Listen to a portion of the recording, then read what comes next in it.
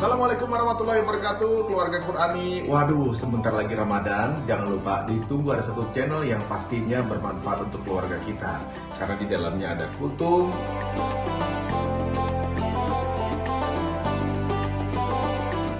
ada tadarus tadabbur per juz semalam,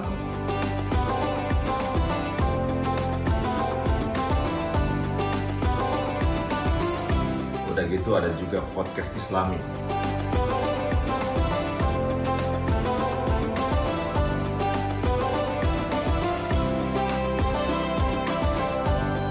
Ini miliknya guru kita Ustaz Fahmi Salim, tentunya di UFS Official Channel di YouTube-nya. Makanya nontonnya sekeluarga supaya bisa masuk surganya juga sekeluarga. Assalamualaikum warahmatullahi wabarakatuh.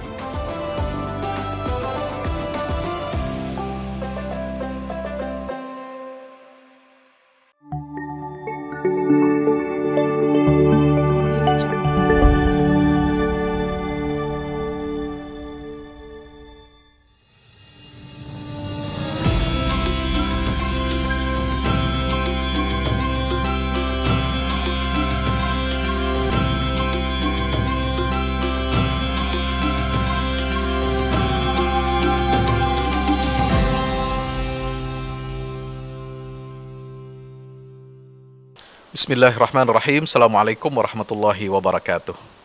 Alhamdulillah, sahabat Quran yang dirahmati Allah Subhanahu wa taala. Malam hari ini kita sudah masuki hari kelima di bulan suci Ramadan. Ya, kita akan lanjutkan tadarus murattal kita. Ya, juz yang kelima dari Al-Qur'anul Karim. Silahkan bagi sahabat Quran, para pemirsa semua yang ingin menyimak dan mengikuti, bahkan juga ingin sambil membaca, ya, karena menyimak bacaan Quran ini berpahala, apalagi kalau kita sambil mengikuti bacaannya, insya Allah. Dan kita lanjutkan dengan tadabbur, ya, kita akan menjalankan perintah Allah warattilil Qur'ana tartila, dan juga menjalankan perintah Allah Subhanahu wa taala liyadabbaru ayatihi waliyatadzakkara ulul albab. Bismillahirrahmanirrahim. أعوذ بالله من الشيطان الرجيم والمحصنات من النساء إلا ما ملكت أيمانكم كتاب الله عليكم وأحل لكم ما وراء ذلكم أن تبتغوا بأموالكم محصنين غير مسافحين فما استمتعتم به منهن فآتوهن أجورهن فريضة ولا جناح عليكم فيما تراضيتم به من بعد الفريضة إن الله كان عليما حكيما ومن لم يستطع منكم طولا أن ينكح المحصنات المؤمنات فمما ملكت أيمانكم من فتياتكم المؤمنات والله أعلم بإيمانكم بعضكم من بعض فانكحوهن بإذن أهلهن وآتوهن أجورهن بالمعروف محصنات غير مسافحات ولا متخذات أخدان فإذا أحصن فإن أتين بفاحشة فعليهن نصف ما على المحصنات من العذاب ذلك لمن خشي العنة منكم وأن تصبروا خير لكم والله غفور رحيم يريد الله ليبين لكم ويهديكم سنن الذين من قبلكم ويتوب عليكم والله عليم حكيم والله يريد أن يتوب عليكم ويريد الذين يتبعون الشهوات أن تميلوا ميلا عظيما يريد الله أن يخفف عنكم وخلق الإنسان ضعيفا يا أيها الذين آمنوا لا تأكلوا أموالكم بينكم بالباطل إلا أن تكون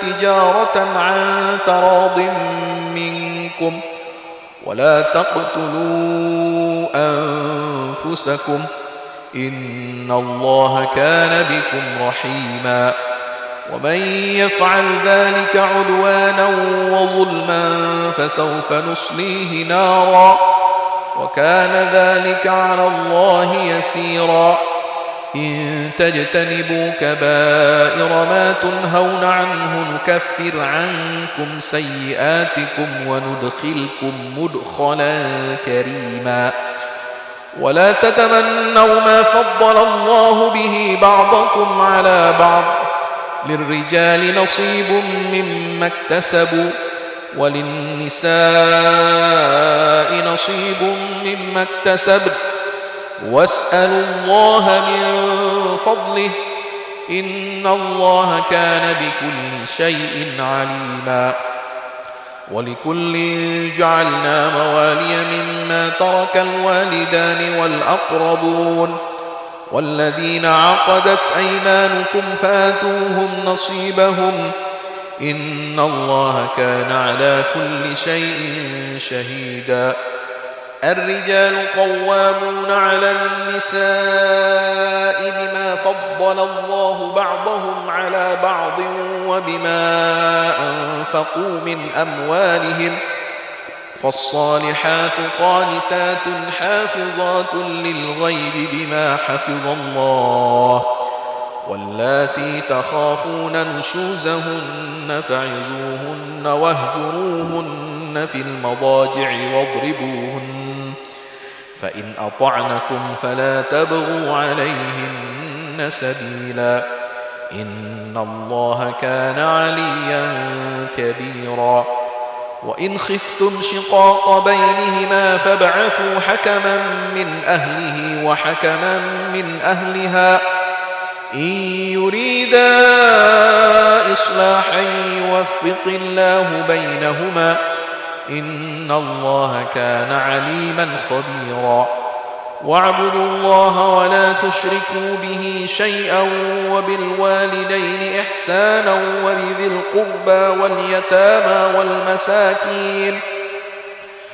وبذي القربى واليتامى والمساكين والجار ذي القربى والجار الجنب والصاحب بالجنب وابن السبيل وما ملكت أيمانكم إن الله لا يحب من كان مختالا فخورا الذين يبخلون ويأمرون الناس بالبخل ويكتمون ما آتاهم الله من فضله وأعتدنا للكافرين عذابا مهينا والذين ينفقون أموالهم رئاء الناس ولا يؤمنون بالله ولا باليوم الآخر ومن يكن الشيطان له قرينا فساء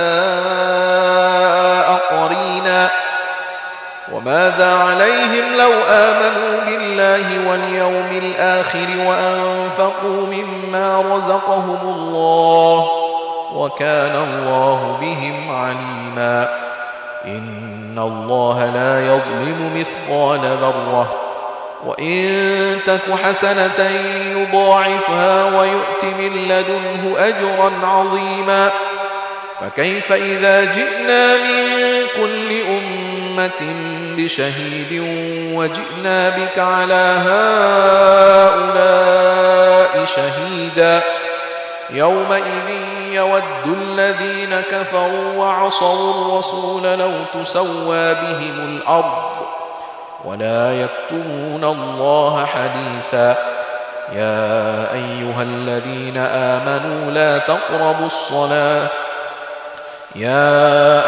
الذين آمنوا لا تقربوا الصلاة وأنتم سكارى حتى تعلموا ما تقولون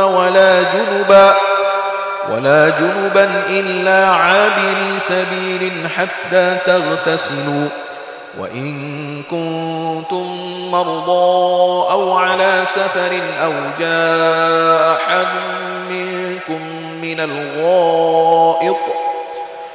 جاء أحد منكم من الغائط أو لامستم النساء فلم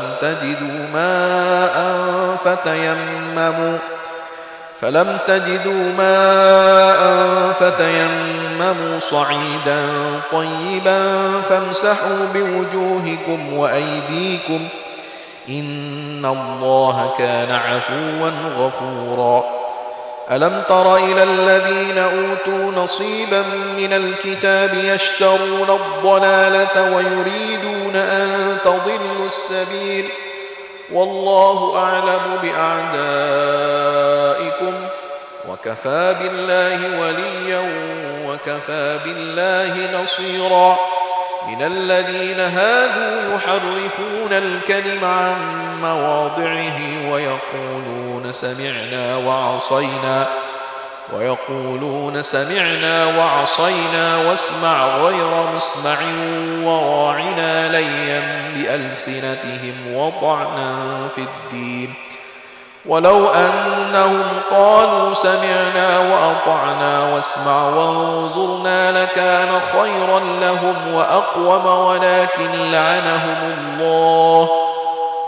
ولكن لعنهم الله بكفرهم فلا يؤمنون إلا قليلا يا أيها الذين أوتوا الكتاب آمنوا بما نزلنا مصدقا لما معكم من قبل أن نطمس وجوها فنردها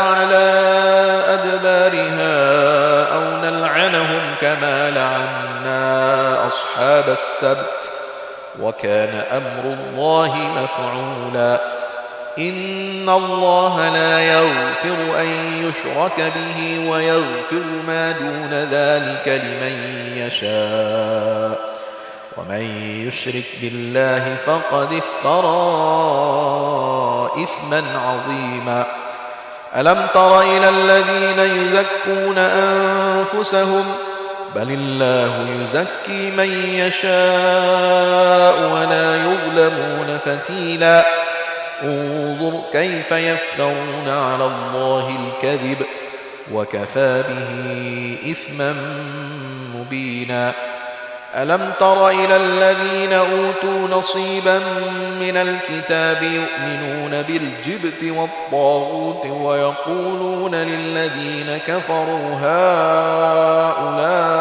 أهدى من الذين آمنوا سبيلا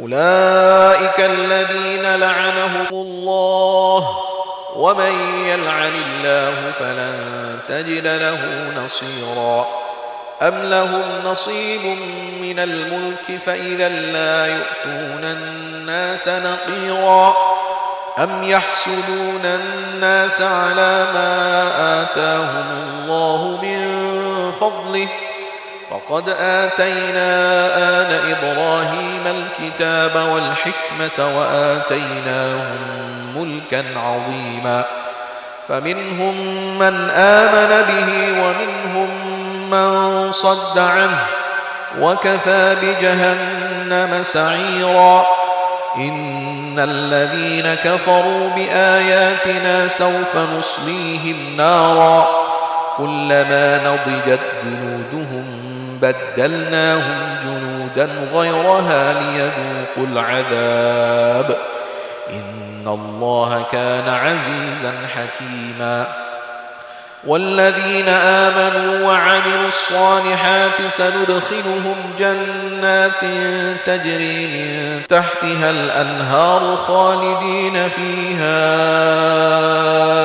أبدا لهم فيها أزواج مطهرة وندخلهم ظلا ظليلا إن الله يأمركم أن تؤدوا الأمانات إلى أهلها وإذا حكمتم بين الناس أن تحكموا بالعدل إن الله نعم ما يعظكم به إن الله كان سميعا بصيرا يا أيها الذين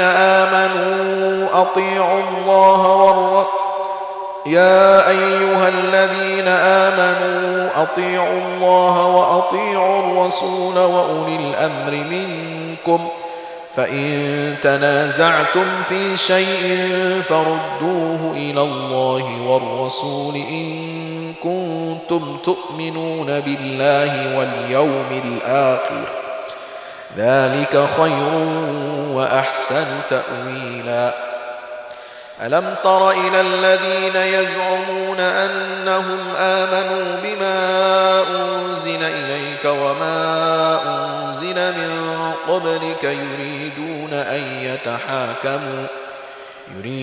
أن يتحاكموا إلى الطاغوت وقد أمروا أن يكفروا به ويريد الشيطان أن يضلهم ضلالا بعيدا وإذا قيل لهم تعالوا إلى ما أنزل الله وإلى الرسول رأيت المنافقين يصدون عنك صدودا فكيف إذا أصابتهم مصيبة بما قدمت أيديهم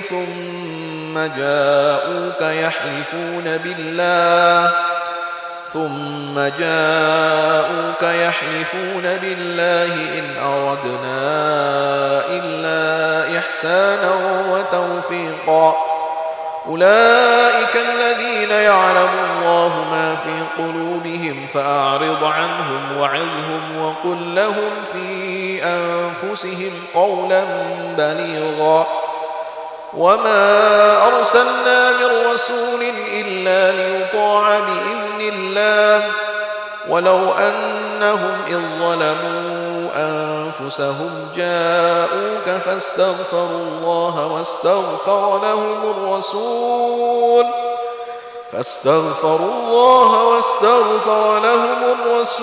لوجدوا الله توابا رحيما فلا وربك لا يؤمنون حتى يحكموك فيما شجر بينهم ثم لا يجدوا في أنفسهم حرجا مما قضيت ويسلموا تسليما ولو أنا كتبنا عليهم أن اقتلوا أنفسكم أو اخرجوا من دياركم ما فعلوه إلا قليل منهم ولو أنهم فعلوا ما يوعظون به لكان خيرا لهم وأشد تثبيتا وإذا لآتيناهم من لدنا أجرا عظيما ولهديناهم صراطا مستقيما ومن يطع الله والرسول فأولئك مع الذين أنعم الله عليهم من النبيين والصديقين والشهداء والصالحين وحسن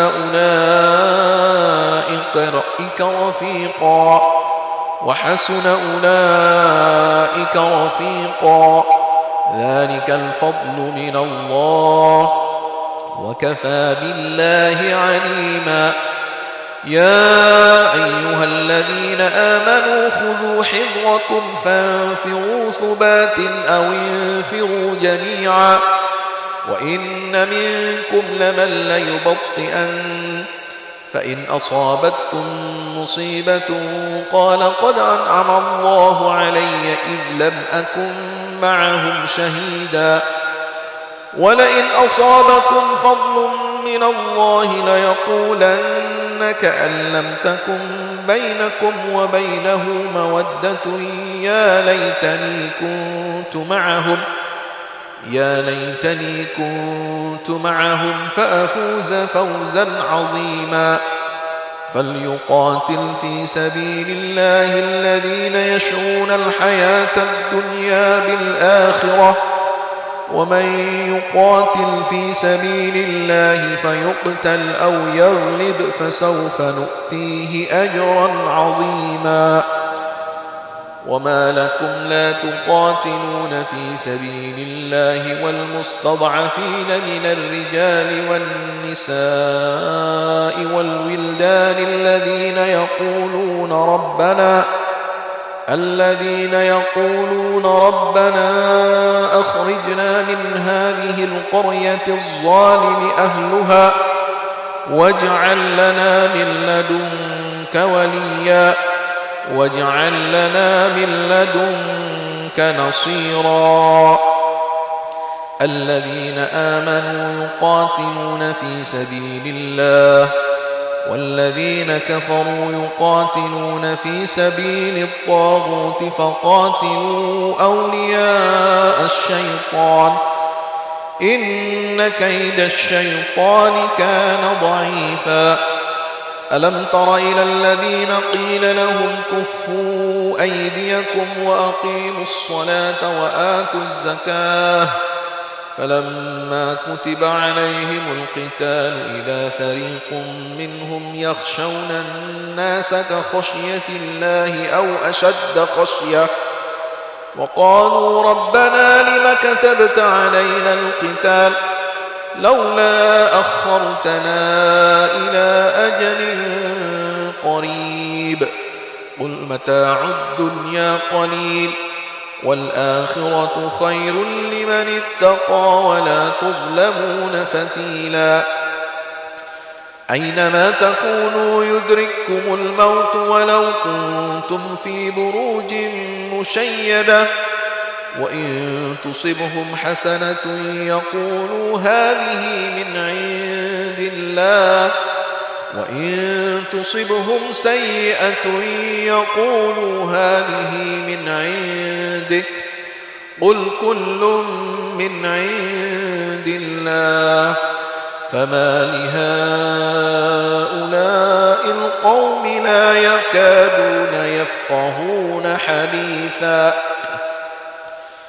ما أصابك من حسنة فمن الله وما أصابك من سيئة فمن نفسك وأرسلناك للناس رسولا وكفى بالله شهيدا من يطع الرسول فقد أطاع الله ومن تولى فما أرسلناك عليهم حفيظا ويقولون طاعة فإذا برزوا من عندك بيت طائفة منهم غير الذي تقول والله يكتب ما يبيتون فأعرض عنهم وتوكل على الله وكفى بالله وكيلا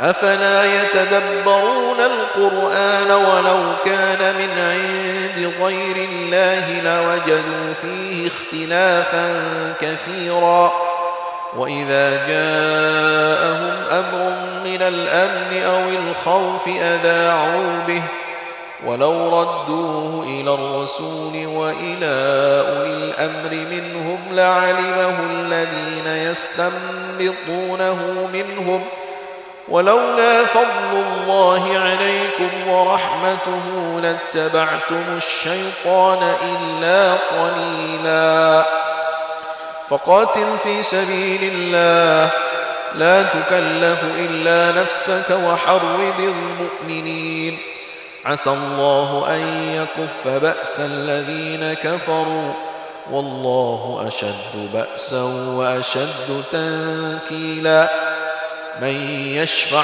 شفاعة حسنة يكن له نصيب منها ومن يشفع شفاعة سيئة يكن له كفل منها وكان الله على كل شيء مقيتا وإذا حييتم بتحية فحيوا بأحسن منها أو ردوها إن الله كان على كل شيء حسيبا. الله لا إله إلا هو ليجمعنكم إلى يوم القيامة لا ريب فيه ومن أصدق من الله حديثا. فما لكم في المنافقين فئتين والله أركسهم بما كسبوا أتريدون أن تهدوا من أضل الله ومن يضلل الله فلن تجد له سبيلا. ودوا لو تكفرون كما كفروا فتكونون سواء فلا تتخذوا منهم أولياء حتى يهاجروا في سبيل الله فإن تولوا فخذوهم واقتلوهم حيث وجدتموهم ولا تتخذوا منهم وليا ولا نصيرا إلا الذين يصلون إلى قوم بينكم وبينهم ميثاق أو جاءوكم حصرت صدورهم أن يقاتلوكم أو يقاتلوا قومهم ولو شاء الله لسلطهم عليكم فلقاتلوكم فإن اعتزلوكم فلم يقاتلوكم وألقوا إليكم السلم فما جعل الله لكم عليهم سبيلا. ستجدون آخرين يريدون أن يأمنوكم ويأمنوا قومهم كلما ردوا إلى الفتنة أركسوا فيها فإن لم يعتزلوكم ويلقوا إليكم السلم ويكفوا أيديهم فخذوهم واقتلوهم حيث ثقفتموهم وأولئكم جعلنا لكم عليهم سلطانا مبينا. وما كان لمؤمن أن يقتل مؤمنا إلا خطأ ومن قتل مؤمنا خطأ فتحرير رقبة مؤمنة ودية مسلمة إلى أهله إلا أن يصدقوا فإن كان من قوم عدو لكم وهو مؤمن فتحرير رقبة مؤمنة وإن كان من قوم بينكم وبينهم ميثاق فدية مسلمة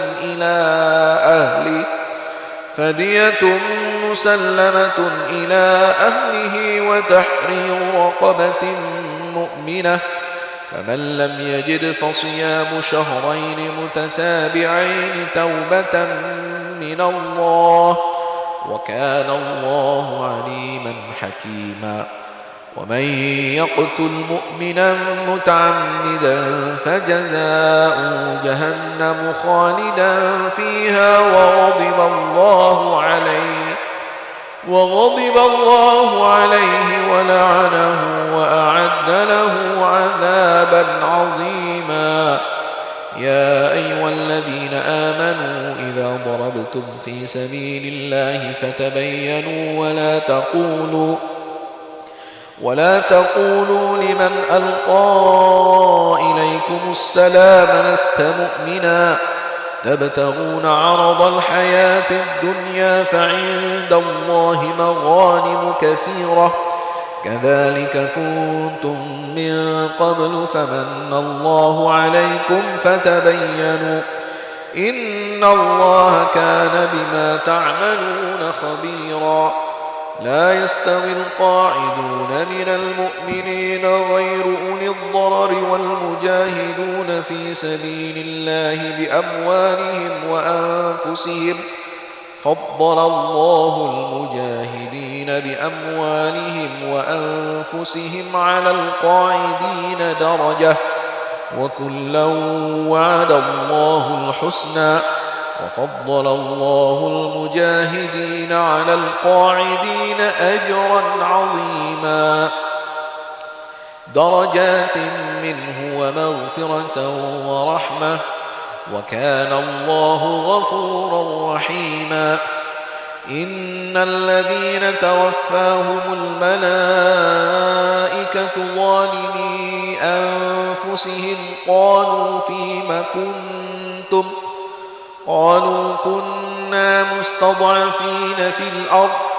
قالوا ألم تكن أرض الله واسعة فتهاجروا فيها فأولئك مأواهم جهنم وساءت مصيرا إلا المستضعفين من الرجال والنساء والولدان لا يستطيعون حيلة ولا يهتدون سبيلا فأولئك عسى الله أن يعفو عنهم وكان الله عفوا غفورا ومن يهاجر في سبيل الله يجد في الأرض مراغما كثيرا وسعة ومن يخرج من بيته مهاجرا إلى الله ورسوله ثم يدركه الموت فقد وقع أجره على الله وكان الله غفورا رحيما وإذا ضربتم في الأرض فليس عليكم جناح أن تقصروا من الصلاة إن خفتم أن يفتنكم الذين كفروا إن الكافرين كانوا لكم عدوا مبينا وإذا كنت فيهم فأقمت لهم الصلاة فلتقم طائفة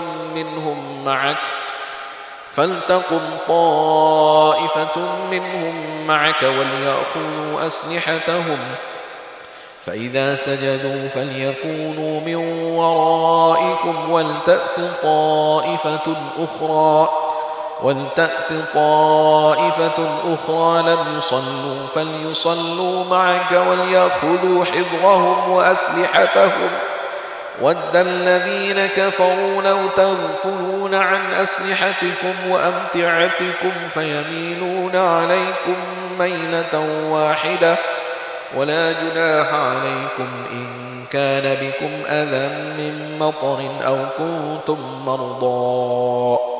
أو كنتم مرضى أن تضعوا أسلحتكم وخذوا حذركم إن الله أعد للكافرين عذابا مهينا فإذا قضيتم الصلاة فاذكروا الله قياما وقعودا وعلى جنوبكم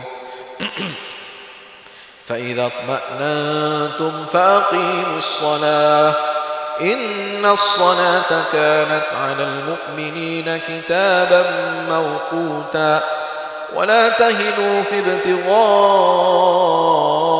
القوم إن تكونوا تألمون فإنهم يألمون كما تألمون وترجون من الله ما لا يرجون وكان الله عليما حكيما إنا أنزلنا إليك الكتاب بالحق لتحكم بين الناس بما أراك الله ولا تكن للخائنين خصيما واستغفر الله إن الله كان غفورا رحيما ولا تجادل عن الذين يختانون أنفسهم إن الله لا يحب من كان خوانا أثيما يستخفون من الناس ولا يستخفون من الله وهو معهم إذ يبيتون ما لا يرضى من القول وكان الله بما يعملون محيطا ها أنتم هؤلاء جادلتم عنهم في الحياة الدنيا فمن يجادل الله عنهم يوم القيامة أم من يكون عليهم وكيلا ومن يعمل سوءا أو يظلم نفسه ثم يستغفر الله يجد الله غفورا رحيما ومن يكسب إثما فإنما يكسبه على نفسه وكان الله عليما حكيما ومن يكسب خطيئة أو إثما ثم يرم به بريئا فقد احتمل بهتانا وإثما مبينا ولولا فضل الله عليك ورحمته لهم طائفة منهم أن يضلوك وما يضلون إلا أنفسهم وما يضرونك من شيء وأنزل الله عليك الكتاب والحكمة وعلمك ما لم تكن تعلم وكان فضل الله عليك عظيما لا خير في كثير من نجواهم إلا من أمر بصدقة أو معروف أو إصلاح بين الناس ومن يفعل ذلك ابتغاء مرضات الله فسوف نؤتيه أجرا عظيما ومن يشاقق الرسول من بعد ما تبين له الهدى ويتبع غير سبيل المؤمنين نوله ما تولى ونصله جهنم وساءت مصيرا إن الله لا يغفر أن يشرك به ويغفر ما دون ذلك لمن يشاء ومن يشرك بالله فقد ضل ضلالا بعيدا إن يدعون من دونه إلا إناثا وإن يدعون إلا شيطانا مريدا لعنه الله وقال لأتخذن من عبادك نصيبا مفروضا ولأضلنهم ولأمنينهم ولآمرنهم فليبتكن آذان الأنعام ولآمرنهم فليغيرن خلق الله ومن يتخذ الشيطان وليا من دون الله فقد خسر خسرانا مبينا يعدهم ويمنيهم وما يعدهم الشيطان إلا غرورا أولئك مأواهم جهنم ولا يجدون عنها محيصا والذين آمنوا وعملوا الصالحات سندخلهم جنات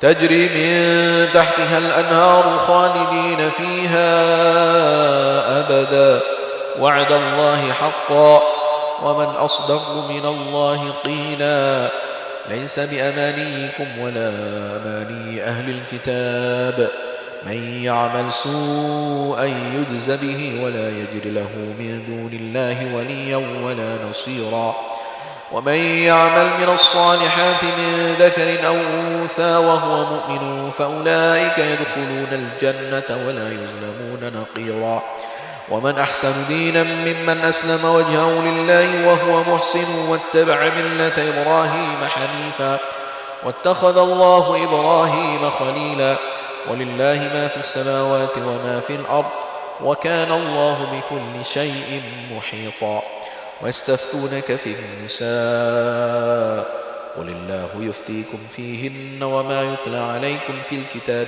في يتامى النساء وما يتلى عليكم في الكتاب في يتامى النساء اللاتي لا تؤتونهن ما كتب لهن وترغبون أن تنكحوهن والمستضعفين من الولدان وأن تقوموا لليتامى بالقسط وما تفعلوا من خير فإن الله كان به عليما وإن امرأة خافت من بعلها نشوزا أو إعراضا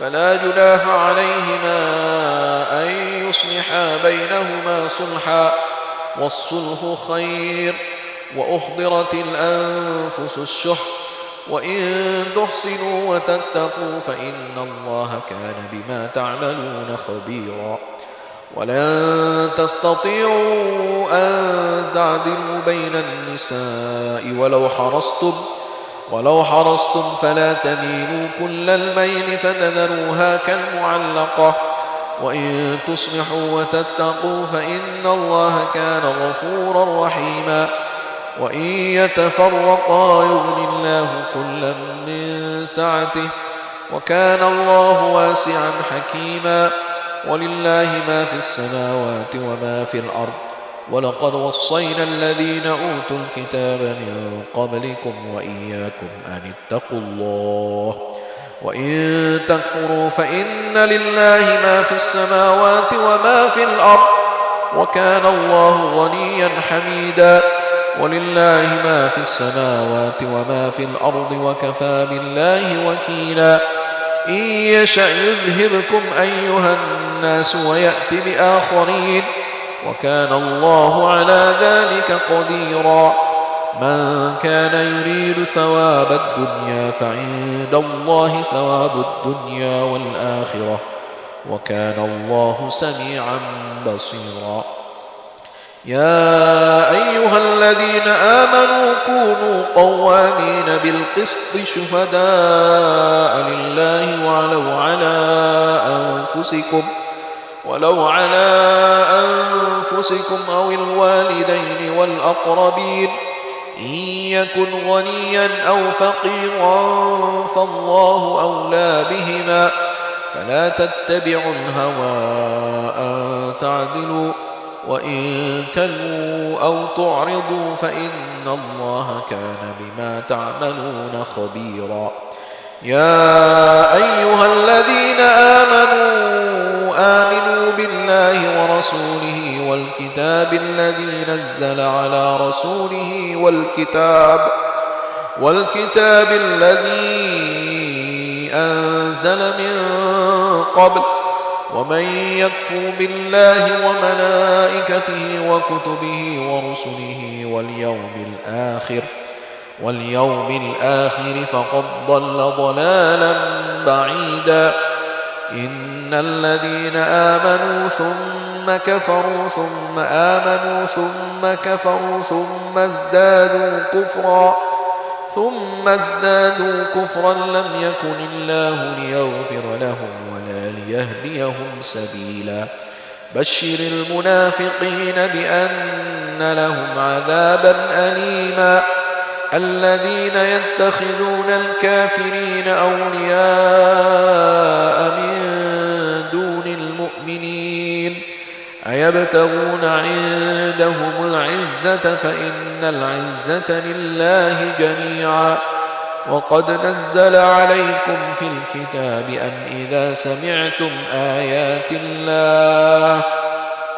أن إذا سمعتم آيات الله يكفر بها ويستهزأ بها فلا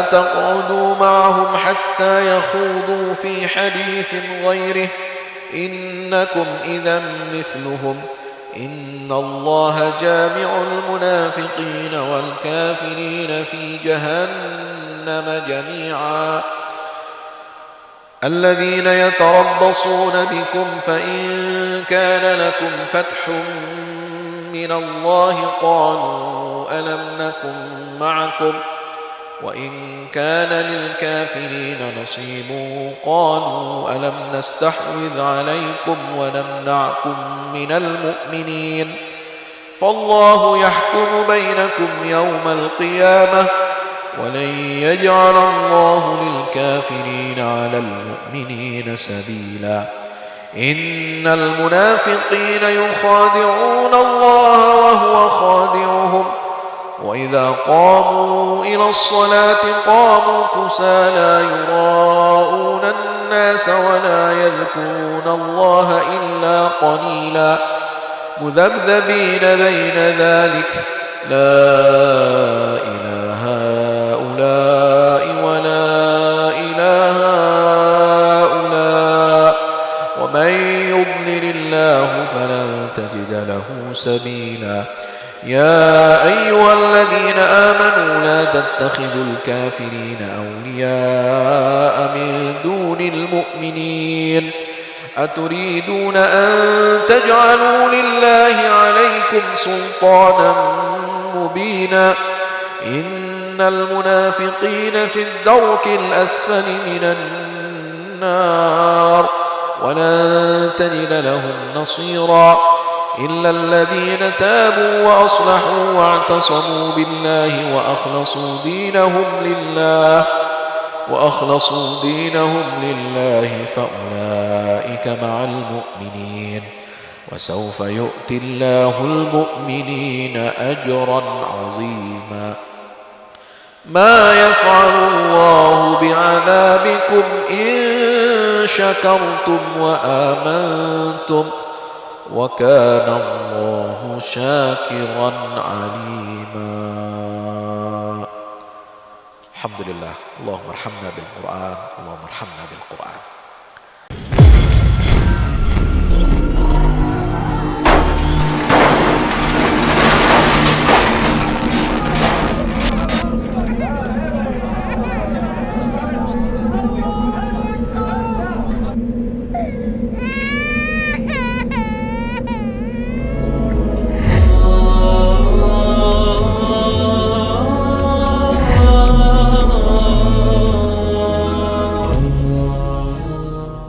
Sahabat Quran yang dirahmati Allah Subhanahu wa taala, alhamdulillah tadi kita sudah mendengar dan menyimak ya bacaan murattal juz yang kelima. Ya. Masih di dalam surah An-Nisa. Juz 5 ini semua surah An-Nisa. Mulai dari ayat 24 sampai tadi yang terakhir yaitu ayat 148. Subhanallah. Memang ayatnya terasa panjang-panjang ya. Memang ciri surah Madaniyah karena surah An-Nisa ini turun di Madinah.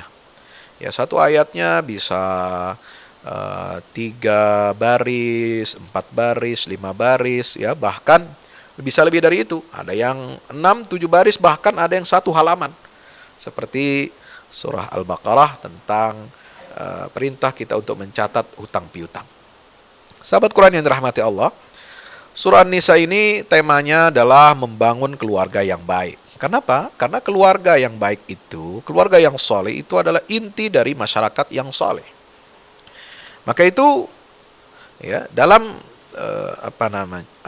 surah ini itu ditekankan bagaimana kita harus ya menjauhkan keluarga kita dari perbuatan-perbuatan yang keji. Ya, seperti dalam ayat 23 ya sampai ayat 25 ya. Ayat 23 25 ini di juz yang yang kelima surah An-Nisa ini itu kita diperintahkan untuk apa? Hati-hati memilih pasangan. Pertama, jangan kita menikah dengan perempuan, wanita-wanita yang diharamkan, yang muhrim ya, itu yang disebut dengan muhrim, wanita yang muhrim yang diharamkan oleh Allah untuk dinikahi. Kemudian kita harus memilih pasangan yang muhsanatu minan nisa, ya, yang wanita yang baik-baik, wanita yang bisa menjaga kehormatannya, ya. Sebagaimana harta kita harus bersih, ya, istri kita, pasangan hidup kita juga harus bersih, ya, bisa menjaga keturunan dengan baik, menjaga keluarga kita dengan baik. Maka itu kemudian Allah Subhanahu wa taala mengajarkan kita ya untuk apa? Untuk menikahi wanita-wanita mukminah yang baik-baik. Ya. Itu al-muhsanat al-mu'minat.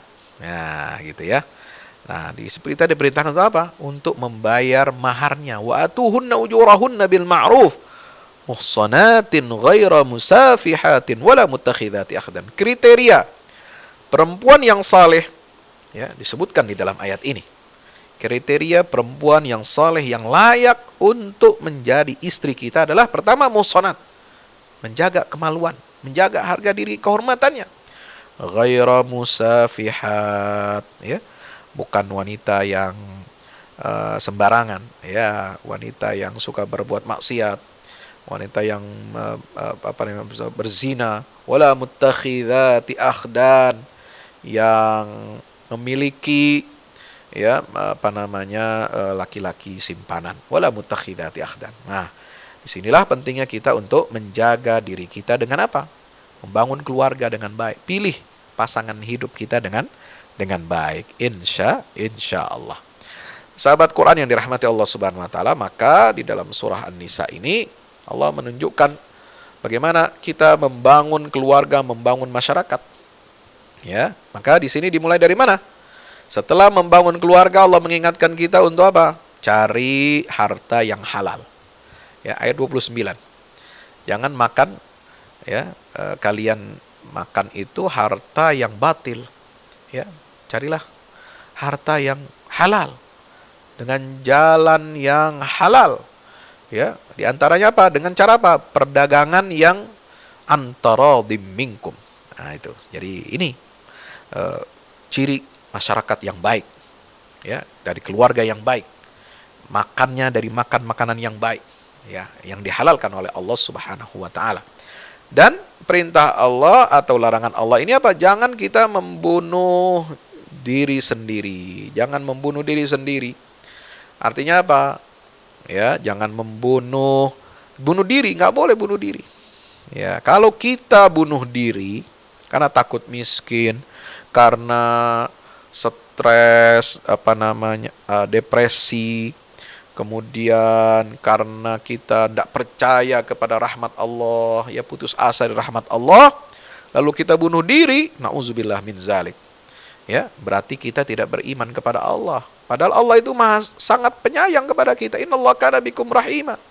Dan Allah mengancam orang yang bunuh diri. Siapa yang melakukan itu, ya, may yaf'al dzalika 'udwanan wa zulman fasawfa nuslihi nara, akan dimasukkan ke dalam neraka jahanam.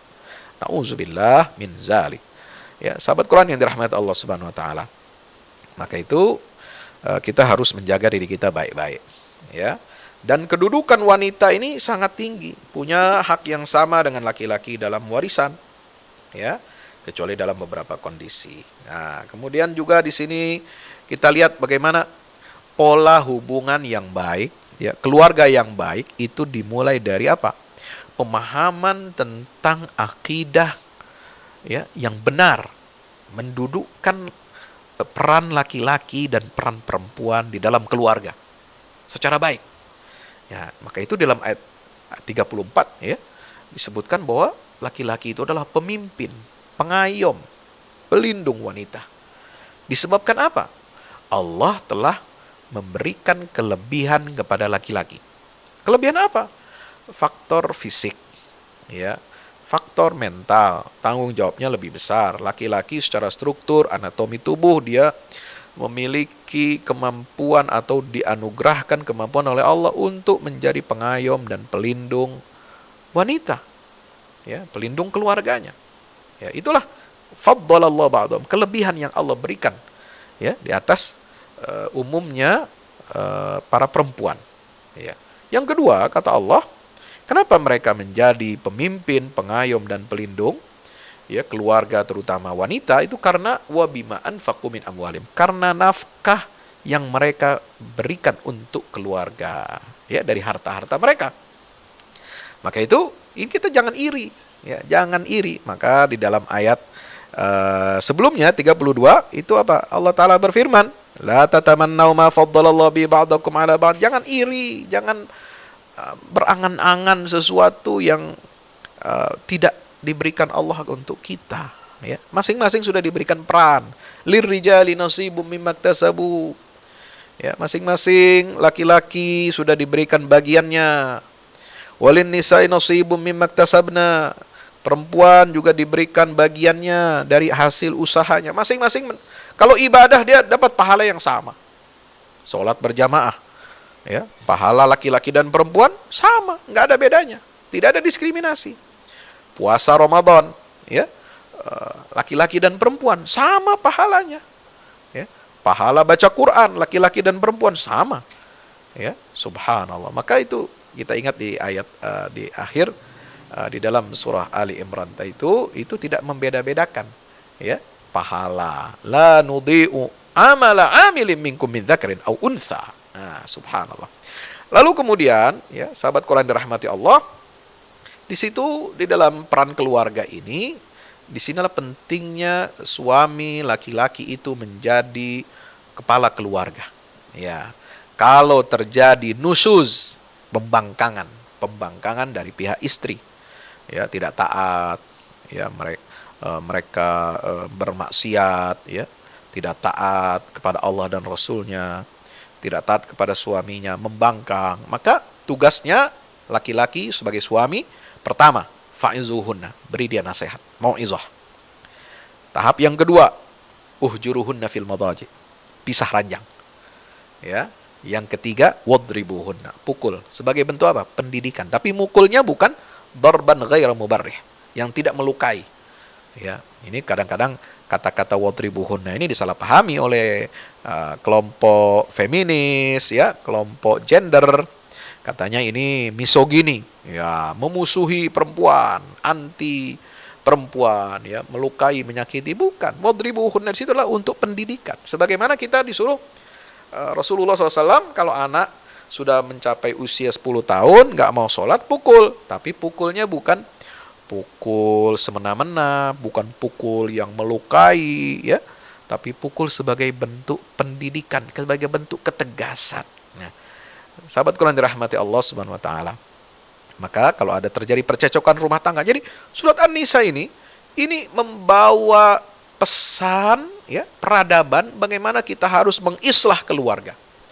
Ya, memperbaiki keluarga supaya menjadi keluarga yang soleh, ini adalah syarat mutlak bagi lahirnya masyarakat yang soleh.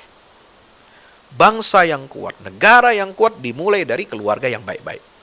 Maka kalau ada percecokan antara suami istri dalam rumah tangga, ayat 35, fab'athu hakaman min ahli wa hakaman min ahliha. Utus, ya, perwakilan, ya, datangi, ya, dari pihak laki-laki, dari pihak istri, dari pihak suami, ya, mengirimkan hakim, mengirimkan perwakilan untuk kita bermusyawarah, mencari islah, mencari titik temu, dan mendamaikan suami istri. Sahabat Quran dirahmati Allah. Lalu kemudian apa? Pesan dari Allah. Ya, bagaimana kita ini harus beribadah kepada Allah dan tidak berbuat syirik, menyekutukan Allah Subhanahu wa taala. Berbakti pada orang tua, bakti kepada sanak kerabat, anak yatim, orang-orang miskin, ya, tetangga dekat, tetangga jauh. Subhanallah. Ini keluarga yang baik adalah keluarga yang memiliki tanggung jawab sosial. Ya, memenuhi hak-hak sosial masyarakat, ya, muslim yang ada di sekitar. Bahkan non muslim pun kita harus berbuat baik kepada mereka. Termasuk di sini ya disebutkan semuanya. Subhanallah, ya. Nah, kemudian, ya, sahabat Quran dirahmati Allah Subhanahu wa taala, ya, berinfak. Nah, jadi keluarga ini punya harus memiliki karakter, kebiasaan rajin berinfak. Tetapi infaknya, sedekahnya jangan diiringi dengan perbuatan apa? Riya, ya. Nauzubillah min zalik. Sebab kalau riya, amal kita, infak kita, sedekah kita nggak akan diterima oleh Allah Subhanahu wa taala. Nah, ini masih tentang keluarga. Subhanallah. Sahabat Quran dirahmati Allah taala, di sela-sela itu kemudian Allah menyebutkan tentang pentingnya menegakkan sholat, ya, di tengah keluarga. Penting menegakkan sholat di tengah keluarga. Dan sholat itu nggak boleh kita sambil main-main, nggak boleh sambil kita mabuk-mabuk, ya. Ayat 43 di situ dikatakan, jangan kamu sholat ketika kamu dalam keadaan mabuk. Ini termasuk awal ayat yang mengharamkan minuman keras, karena dampak efeknya sangat negatif sekali. Ya, kemudian nggak boleh sholat, pertama tadi nggak boleh sholat kalau dalam keadaan mabuk. Yang kedua, nggak boleh sholat kalau kita masih keadaan junub, ya, hadas besar, ya, hadas besar setelah hubungan suami istri, atau wanita itu sedang haid, wanita sedang nifas, ya. Itu tidak ada kewajiban untuk wanita-wanita itu untuk melaksanakan ibadah salat. Ini keringanan dari Allah, karunia dari Allah Subhanahu wa taala. Ya, menggugurkan kewajiban salat 5 waktu. Gugur. Ya, enggak ada qadha salat kalau perempuan itu junub, haid, nifas, ya. Kalau laki-laki junub, ya dia harus mandi besar, lalu kemudian dia sholat, ya kan begitu. Nah, itu makanya ketika sholat nggak boleh dalam keadaan junub. Ya, subhanallah. Nah, lalu kemudian apa? Ada dispensasi. Ya, bagaimana kalau orang sakit, orang bepergian, orang yang habis buang air, ya, kemudian tidak dapat, habis buang air besar atau habis berjima, ya, bersetubuh dengan istri, lalu nggak menemukan air untuk taharah, untuk bersuci, ya, baik air itu untuk bersuci dari hadas kecil, kentut, buang air besar, ya kan, itu kan hadas kecil, ya, atau menyentuh kulit perempuan, ya, itu kan hadas kecil, makanya kita harus wudu. Atau kita berjima, menyentuh, bersetubuh dengan istri kita, nggak ada air. Nah, ini bagaimana? Baik hadas kecil maupun hadas besar. Kalau tidak, ketika ditemukan air, hukumnya adalah tayammum, fatayammamu sha'idan thayyiba. Caranya membasuh dengan, ya, debu, ya, dengan debu itu kemana? Wajah dan tangan kalian. Subhanallah. Ini ayat 43. Ya. Sahabat Quran yang dirahmati Allah Ta'ala. Nah, ini Mas. Nah, kemudian Allah mengingatkan tentang bahaya, ya, ahli kitab. Ya, bagaimana Allah membongkar kesesatan ahli kitab, di antaranya orang-orang Yahudi yang suka mentahrif atau memalsukan firman-firman Allah Subhanahu wa Ta'ala. Nah, kemudian ada petunjuk, ya, di situ perintah kepada ahli kitab untuk apa? Berimanlah kalian kepada kitab wahyu yang kami turunkan kepada Nabi Muhammad SAW yang menjadi pembenar, yang membenarkan kitab yang ada pada kalian. Nah, ini perintah. Jadi nggak benar kalau ada yang mengatakan, ya, ahli kitab Yahudi Nasrani nggak ada kewajiban beriman pada Rasulullah. Ini ayat dalilnya. Kewajiban beriman, mereka itu punya kewajiban beriman kepada Al-Quran dan kepada Rasulullah SAW. Ya, tapi kita sampaikan kepada mereka. Kalau mereka nggak mau, ya itu tanggung jawab. Yang penting kewajiban kita sudah kita laksanakan. Ya, soal mereka mau beriman atau kafir, ingkar kepada Allah dan Rasulnya, itu tanggung jawab dia masing-masing. Kita hanya bertugas menyampaikannya. Ya, insya Allah. Nah, lalu kemudian di sini disebutkan ada perbuatan dosa syirik yang tidak akan diampuni oleh Allah Subhanahu wa Ta'ala. Innallaha la yaghfiru ay yushraka bihi wa yaghfiru ma duna dzalika liman yasha, ayat 48. Nah, masih tentang buruknya orang-orang ahli kitab ini, mereka beriman kepada al-jibt, ya, al-jibt at-taghut. Mereka beriman kepada setan dan taghut, sesembahan selain Allah. Ya, mereka berhukum tidak berhukum dengan hukum Allah Subhanahu wa Ta'ala. Bahkan mereka mengatakan, ya, ahli kitab ini untuk menyinggung, untuk menjelek-jelekkan umat Islam, ya. Mereka berkata kepada orang musyrikin Mekah, mereka berkata kepada kafir Quraisy, ya, bahwa orang-orang kafir Quraisy itu lebih banyak mendapatkan petunjuk dari Allah daripada orang-orang yang beriman. Ya, ini untuk apa? Padahal mereka tahu orang musyrik, orang kafir ini, musyrikin Makkah itu sama sekali tidak beriman, tapi untuk merendahkan dan melecehkan kaum muslimin, merendahkan Rasulullah SAW, mereka malah memuji-muji kaum musyrikin. Ya, ahli kitab ini lebih senang memuji orang-orang musyrik, mengatakan mereka itu lebih banyak mendapatkan hidayah daripada orang-orang beriman yang bersama Rasulullah sallallahu alaihi wasallam. Nauzubillah min zalik. Nah, itu.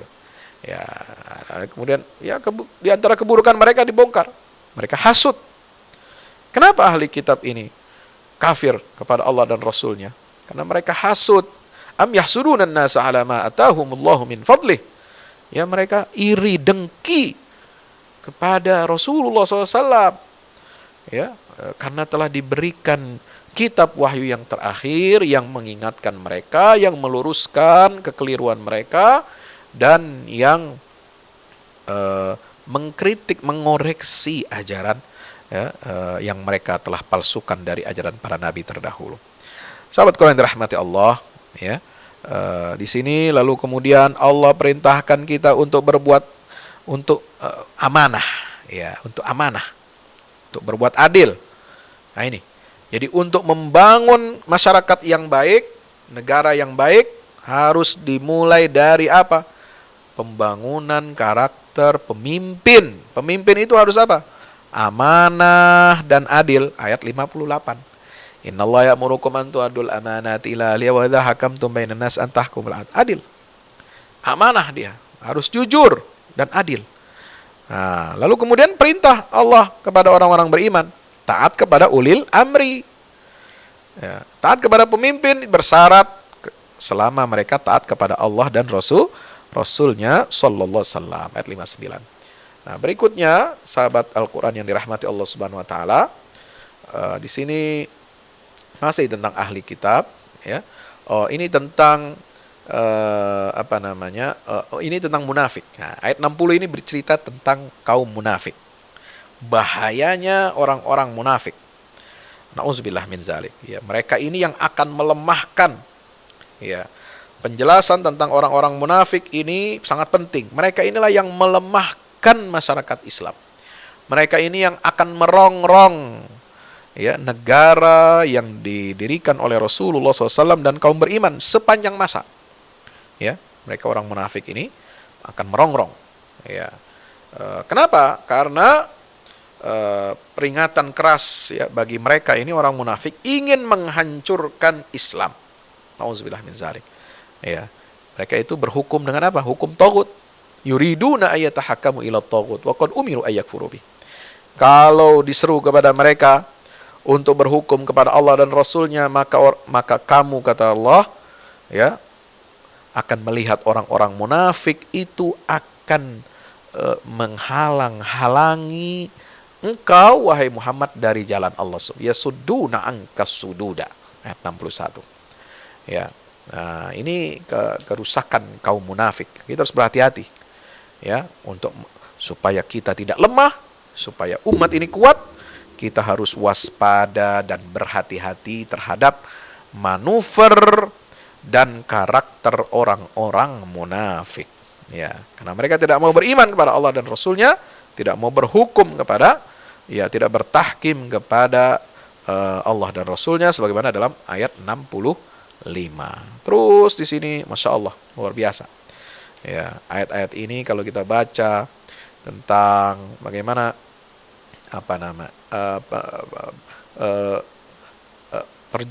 berjuang, ya, perang di jalan Allah Subhanahu wa taala itu. Ya, lalu hukum-hukum yang berkaitan dengan qital. Ya, berkaitan dengan qital itu ada hukumnya. Dari ayat 75. Kemudian ayat sampai ayat berapa? 78, ya, itu bercerita tentang perang, ya. Ini mereka orang munafik nggak suka. Ya, ada kewajiban jihad, ada syariat jihad, perang di jalan Allah Subhanahu wa taala. Mereka akan cari alasan, ya, untuk melemahkan semangat kaum muslimin dalam berjihad di jalan Allah Subhanahu wa taala. Maka itulah dikatakan, ya, falamma kutiba alaihimul qitalu idza fariqum minhum yakhshawna an-nasa ka khasyatillah au ashadda khasyah. Ya, mereka enggak suka ada kewajiban berjihad di jalan Allah itu. Mereka lebih takut kepada manusia, ya, daripada takut kepada Allah. Bahkan lebih takut dia kepada manusia daripada takut kepada Allah Subhanahu wa taala. Padahal yang namanya mati dalam medan pertempuran atau mati di rumah, di atas kasur, itu sama saja. Ya, mereka semua akan mati. Tapi kelebihannya kalau orang mati di jalan Allah, dia akan mendapatkan surga. Statusnya mati syahid. Tapi kalau orang mati, ya, dalam keadaan dia memusuhi Islam, memusuhi Allah dan Rasulnya, maka itu adalah mati yang paling buruk. Nauzubillah min zalik. Nah, ini Nah, ini bicara tentang apa? Tentang takdir baik dan buruk. Ini apa? Membantah ya hujahnya orang-orang munafik. Ya, nauzubillah min zalik. Itu sampai ayat 81. Lalu kemudian di tengah-tengah itu ayat 82 kita diperintahkan untuk mentadabburi Al-Qur'an. Ya, ini sebagai syarat kalau kita ingin keluarga kita baik, masyarakat kita baik, negara kita baik, maka galakkan tadabbur Al-Qur'an. Ya, supaya kita tidak terkecoh. Tidak terkecoh dengan tipu daya setan. Ya, kalau kita tahu isi Al-Qur'an, kita tidak terkecoh dengan tipu daya setan. Kalau kita rajin tadabbur Quran, kita tidak terkecoh dengan tipu daya kaum munafik yang tadi banyak disebutkan. Ya, tipu daya mereka. Kalau kita rajin tadabbur Quran, kita tidak akan terkecoh dengan siasat dan tipu daya ahli kitab Yahudi dan Nasrani yang ingin memurtadkan kita dari agama Allah Subhanahu wa taala. Ya, sahabat Quran dirahmati Allah. Nah, terakhir di ayat akhir-akhir juz yang kelima ini Allah peringatkan kita ya tentang bahayanya kita mengikuti orang-orang munafik. Nauzubillah min zalik ya. Nah, kemudian di sela-sela itu ada hukuman bagi orang yang menegakkan hudud ya, bagi orang yang membunuh seorang mukmin tidak disengaja, khoto'a ya. Nah, itu ada kalau kita membunuh karena ketidaksengajaan ya, itu hukumannya disebutkan dalam ayat 92. Tapi kalau membunuh orang mukmin dengan sengaja, direncanakan ya, terstruktur, sistematis, maka balasannya adalah neraka jahanam serta murka dari Allah Subhanahu wa taala dan laknat ya, dan Allah akan menyiapkan untuk mereka azab yang pedih kalau membunuh seorang mukmin dengan sengaja. Nauzubillah min zalik. Ya, sahabat Quran dirahmati Allah taala. Maka ya di akhir di sini disinggung juga tentang apa? Keutamaan berhijrah. Berhijrah di jalan Allah Subhanahu wa taala. Ya, berjihad di jalan Allah Subhanahu wa taala.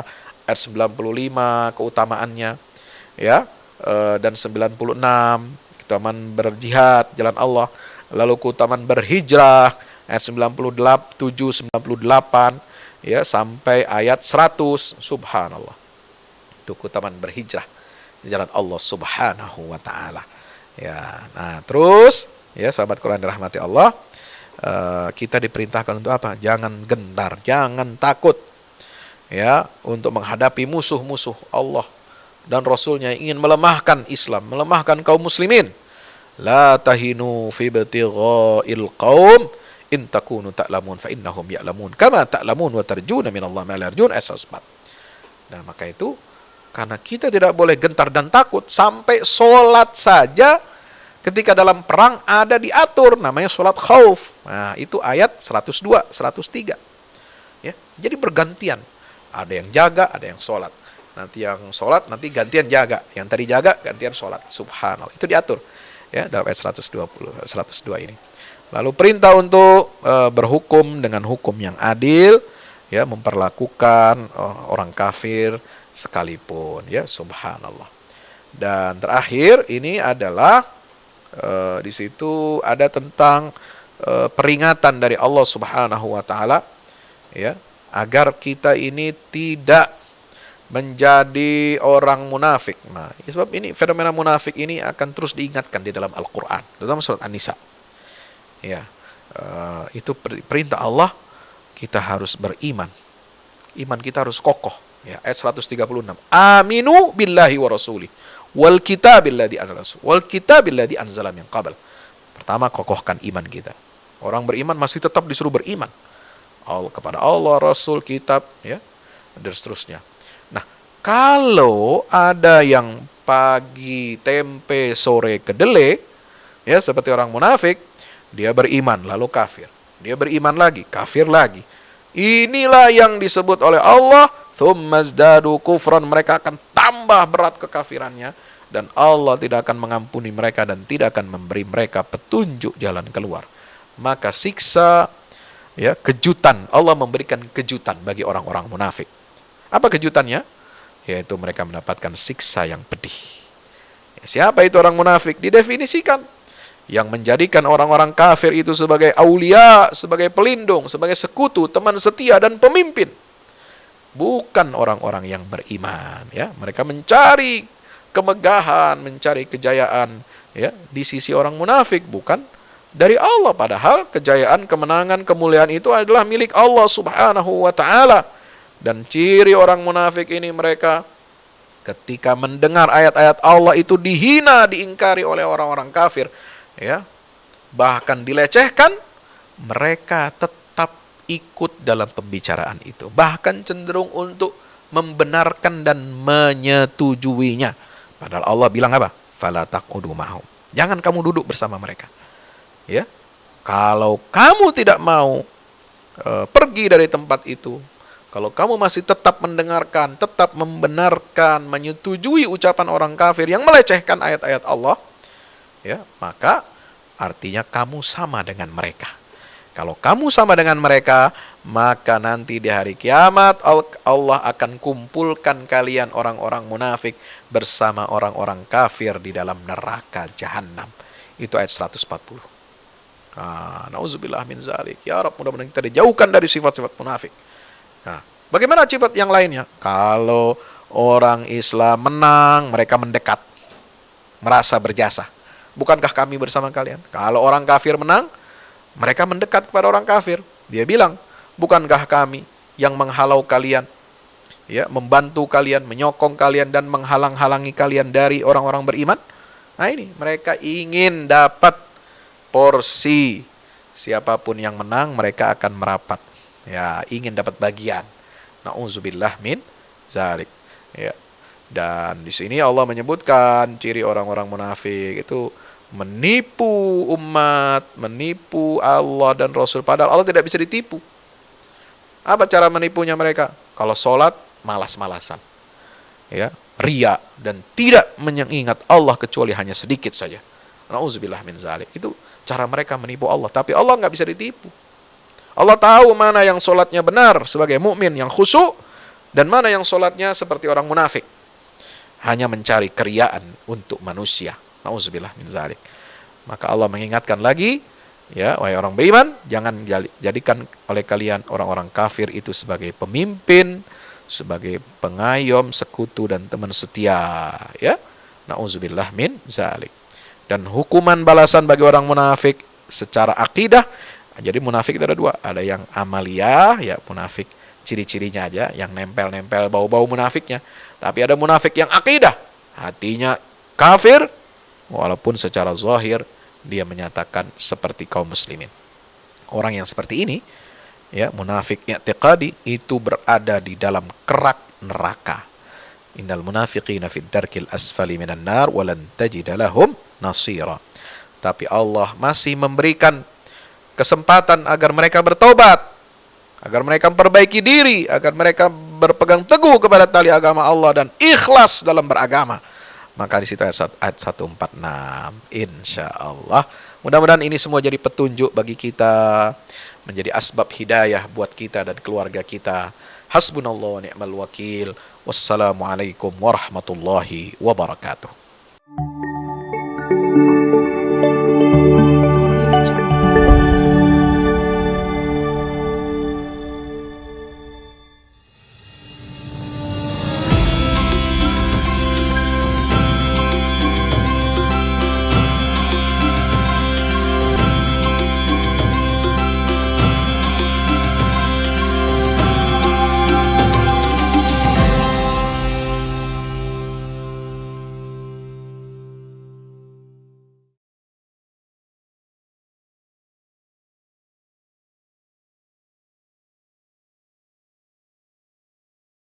Assalamualaikum warahmatullahi wabarakatuh. Bapak Ibu para pemirsa, saya Ustadz Fadlan mengajak Bapak Ibu kita semua, ayo kita membuat investasi masa depan bersama Al-Fahmi Institute.